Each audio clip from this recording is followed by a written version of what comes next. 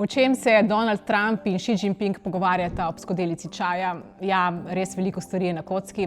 Ameriški predsednik je prišel na Kitajsko tokrat prvič po skoraj 10 letih in prišel je v drugačno Kitajsko, veliko samozavestnejšo, veliko močnejšo. Za mizo sedita dva velika rivala in po slogu skoraj da ne bi mogla biti bolj različna.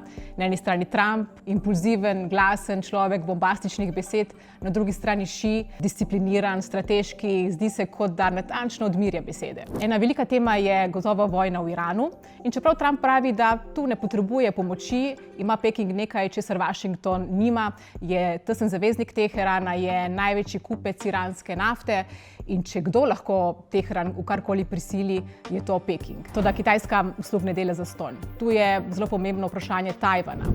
Za ZDA je to demokratični zaveznik, kupec orožja in seveda srce svetovne proizvodnje čipov. Za Kitajsko pa je to vprašanje suverenosti, kjer ne bo popuščala in tukaj je Xi že namignil na možnost neposrednega konflikta med ZDA in Pekingom, če se ne bosta dogovorila na ustrezen način. In tu je še zelo pomembno vprašanje trgovine, carin. Spomnimo se trgovinske vojne z carinami celo do 145%, pa vprašanje redkih zemelj, mikročipov, umetne inteligence.